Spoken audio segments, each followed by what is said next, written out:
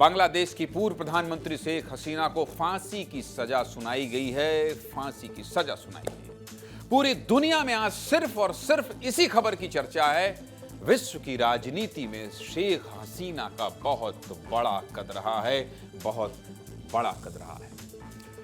बांग्लादेश के international crime tribunal यानी ICT ने शेख हसीना को मानवता के खिलाफ अपराध का दोषी माना है। ठीक 15 महीने पहले बांग्लादेश में तख्ता पलट के वक्त जो हिंसा हुई थी, उसी हिंसा को लेकर सोमवार को बांग्लादेश में आईसीटी ने यह बड़ा फैसला सुनाया है। मानवता के खिलाफ अपराध में शेख हसीना को दोषी माना गया है। यानी आंदोलन रोकने के लिए अब बांग्लादेश की सरकार की एजेंसियों ने निहत्थे प्रदर्शनकारियों पर फायरिंग की, ड्रोन और हेलीकॉप्टर से हमले किए, जिसमें 1400 से ज्यादा मौतें हो गई, 1400 से ज्यादा जानें चली गई।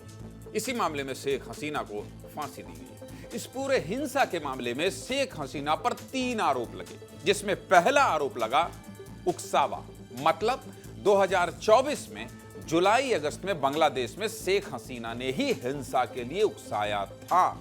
इसके बाद दूसरा बड़ा आरोप क्या लगा है? दूसरा बड़ा आरोप लगा है कि हत्या के आदेश दिए गए हैं। हिंसा के वक्त प्रदर्शनकारियों को सीधे गोली मारने का आदेश शेख हसीना ने दिया, जिसे हत्या का आदेश मानकर शेख हसीना को दोषी माना गया। इसके बाद तीसरा आरोप क्या लगा है? अत्याचार को रोकने में नाकामी का।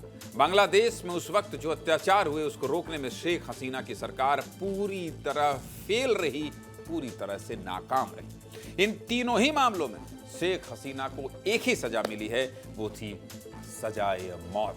जैसे ही कोर्ट ने शेख हसीना को फांसी की सजा सुनाई, कोर्ट में तालियां बजने लगी। इस पूरे मामले में शेख हसीना के साथ बांग्लादेश के पूर्व गृह मंत्री आसदुज्जमान, क्या नाम है एक बार फिर से पढ़ता हूं, आसदुज्जमान खान और बांग्लादेश के पूर्व आईजीपी अब्दुल्ला अल ममून को भी कोर्ट ने दोषी ठहराया, जिसमें शेख हसीना और बांग्लादेश के पूर्व गृह मंत्री को फांसी की सजा सुनाई गई है।